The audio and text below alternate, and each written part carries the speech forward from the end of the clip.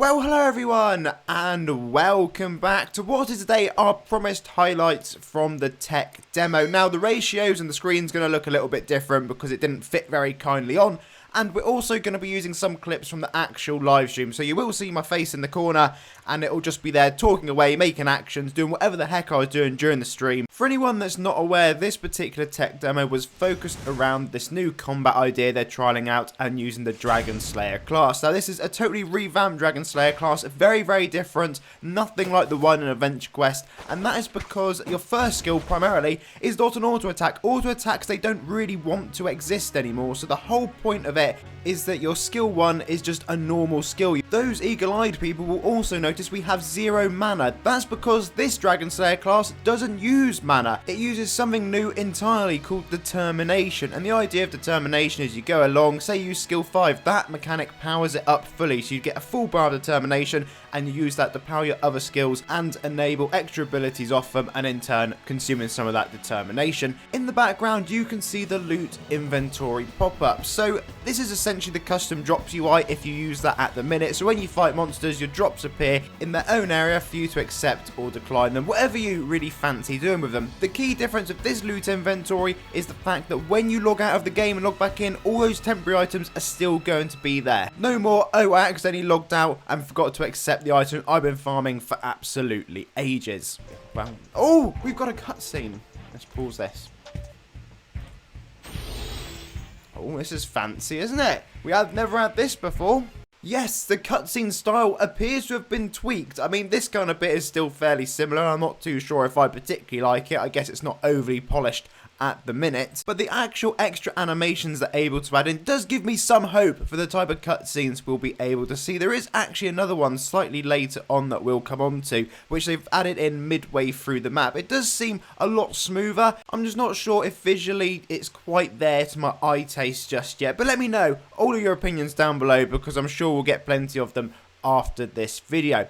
Anyway, what we're going to do now is head back inside of the layer, and this is what it looks like. We know about the scrolling screens. Yes, I am using WASD instead of the arrow keys. No, that's a lie. I was using the arrow keys because I was using numbers on the keyboard for me skills, but the screen does scroll quite far. They have added quite a bit to it. It does feel in the background if you're looking at the walls like they've just repeated the map design, which I'm not too sure whether that's how it's staying or if that's just the way this is going to be. One thing I did quite like though is this kind of zooming in mini cutscene when you first enter into Velasquez's lair. It just seems really cool. You know, you're walking through a bit of the map and the cutscene jumps straight in. It just felt like a smoother transition than what we get in Adventure Quest. I know, like I said earlier, they don't look super duper polished or anything, but I just like the idea and the principle of that happening. It just made it feel a little bit more engaging. At least that was my kind of take on it.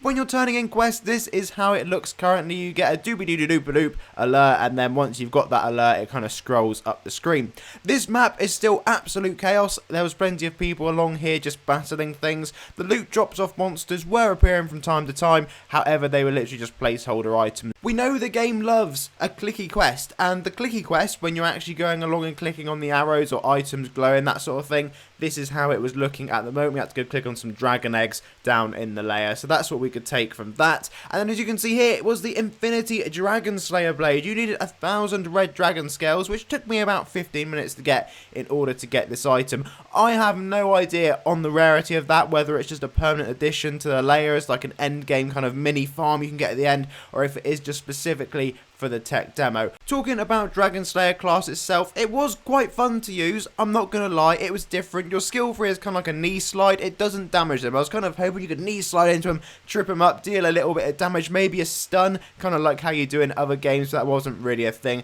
To be honest, when you stuck Dragon Slayer on, you were just spamming your skill 1. It's just the way it is at the minute. I'm sure it won't be like that forever, but it was certainly the way I was going about using it this time around.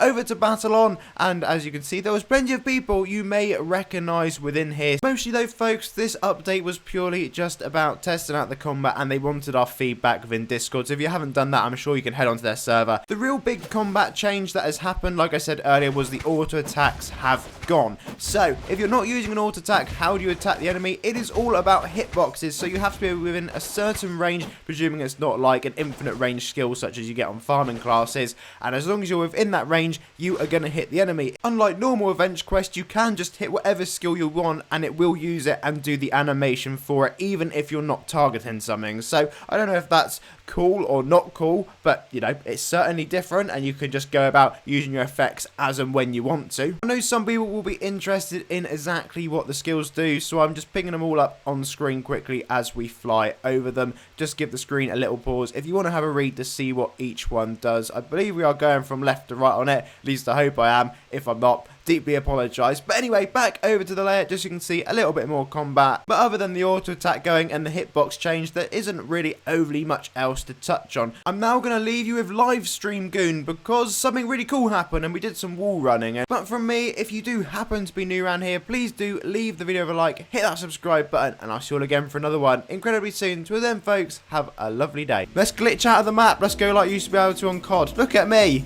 I am running on the back. I don't know where I'm running on the back wall. We're just going up and up and up. We've gone. Coon's gone. I don't know where, but I've gone.